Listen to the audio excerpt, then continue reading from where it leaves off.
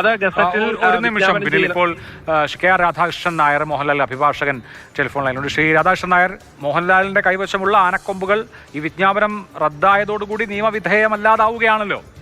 അതായത് ബഹുമാനപ്പെട്ട ഹൈക്കോടതി ഇന്നത്തെ വിധിന്യായത്തിൽ പറഞ്ഞിരിക്കുന്നത് എന്താണെന്ന് വെച്ചാൽ അദ്ദേഹത്തിന്റെ മോഹൻലാലിന്റെ കൈവശമുള്ള 2 സെറ്റ് ആനക്കൊമ്പുകളുടെ ഉടമസ്ഥാവകാശം സാങ്കേതിക കാരണത്താൽ റദ്ദാവുക.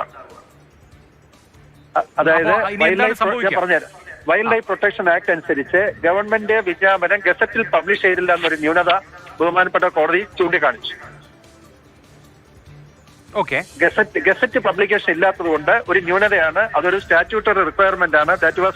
അല്ല, ഗസറ്റിൽ വിജ്ഞാപനം ചെയ്യാത്തത് കൊണ്ട് തന്നെ ഇപ്പോൾ നിയമപരമായി മോഹൻലാലിനെ സംബന്ധിച്ച് അതിന്റെ ഉടമസ്ഥാവകാശമില്ല. അപ്പൊ ആനക്കൊമ്പിന്റെ കസ്റ്റോഡിയൻ ആരായി വരും?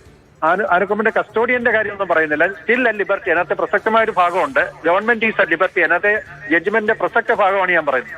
Government is at liberty to issue fresh notification so that the immunity can be availed by the respondent. അതായത് മോഹൻലാലിന് വീണ്ടും അത് അപ്ലൈ ചെയ്ത് ഉടനെ തന്നെ സർട്ടിഫിക്കറ്റ് കിട്ടാനുള്ള ഒരു അർഹതയുണ്ടെന്നും പറഞ്ഞു. അതായത് ഇനി ഒരു ഗസറ്റ് വിജ്ഞാപനം കൂടി പുറപ്പെടുവിച്ചാൽ ഒരു ഉത്തരവ് ഗവൺമെന്റ് എല്ലാവർക്കും നോട്ടിഫിക്കേഷൻ. അതായത് ബാക്കി ഈ ഒരൊറ്റ സാങ്കേതികത്വമാണ് ഇതിനകത്ത്, അല്ലാതെ സാങ്കേതികത്വം ഉള്ളത് കൊണ്ട് കാരണത്താൽ ഓണർഷിപ്പ് സർട്ടിഫിക്കറ്റ് ഇപ്പോൾ ഉള്ളത് റദ്ദായി.